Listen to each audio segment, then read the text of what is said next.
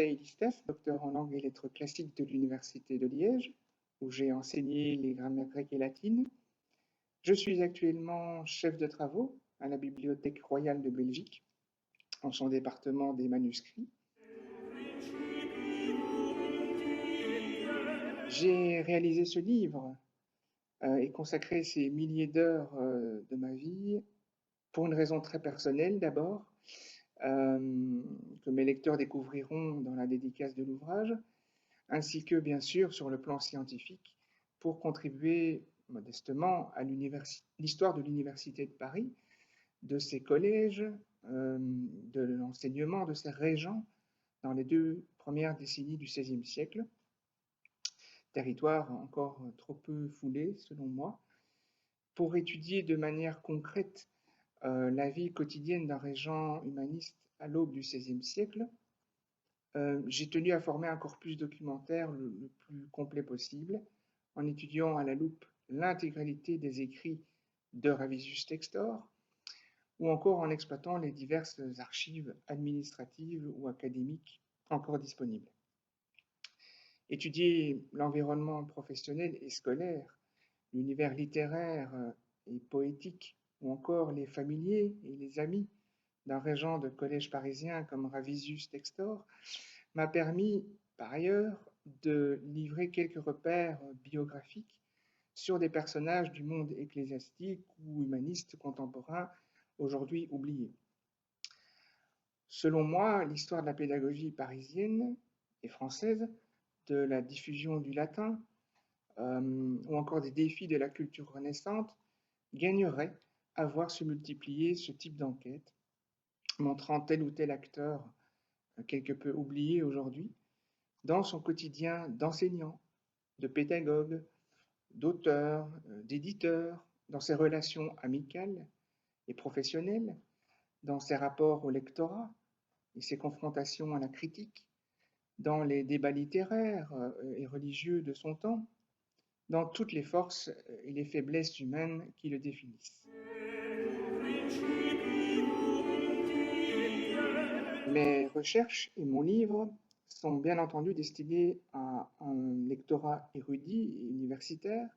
mais aussi, je le pense, et a fortiori sur le long terme, notamment grâce à mes traductions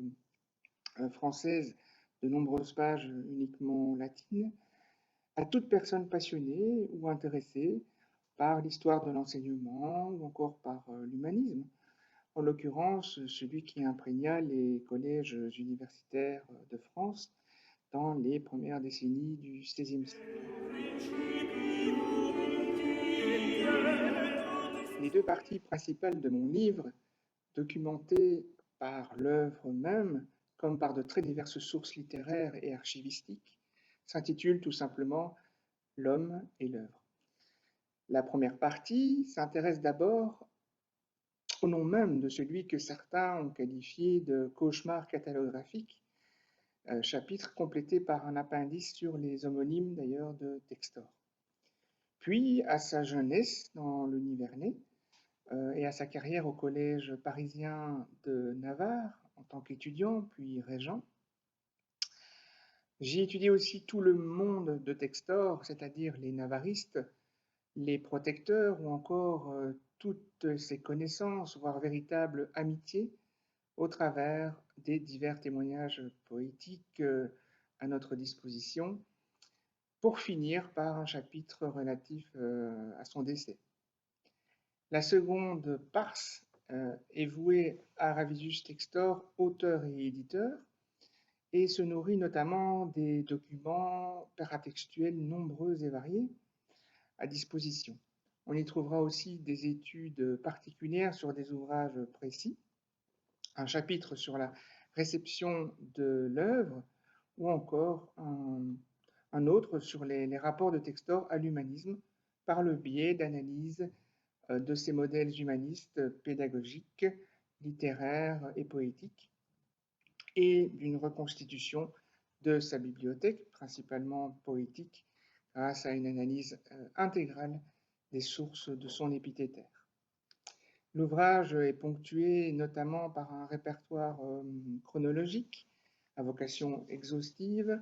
des éditions et émissions des œuvres de Textor parues entre 1518 et 1752, ainsi que par des analyses statistiques relatives à cette vaste activité éditoriale, des bibliographies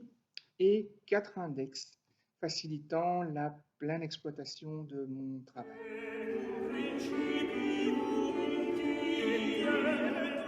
Parmi tant de possibilités, je puiserai une seule citation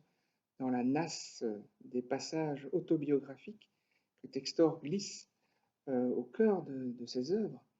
en l'occurrence dans l'épître dédicatoire de sa célèbre Officina de 1520. Les quelques mots que je vais citer, empreints de cette humaine sincérité qui n'a jamais cessé de me toucher,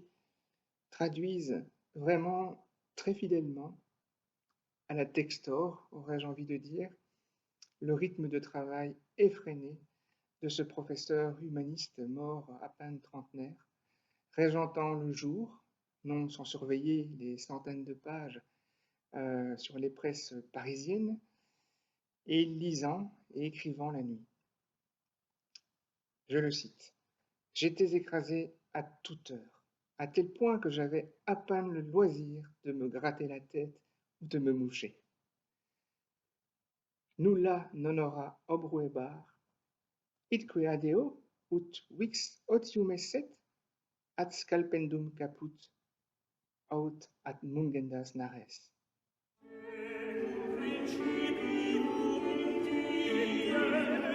La librairie Drault, maison d'édition bientôt séculaire, représente, à mes yeux, l'un des meilleurs canaux de diffusion du savoir et de l'érudition en matière d'humanisme et Renaissance.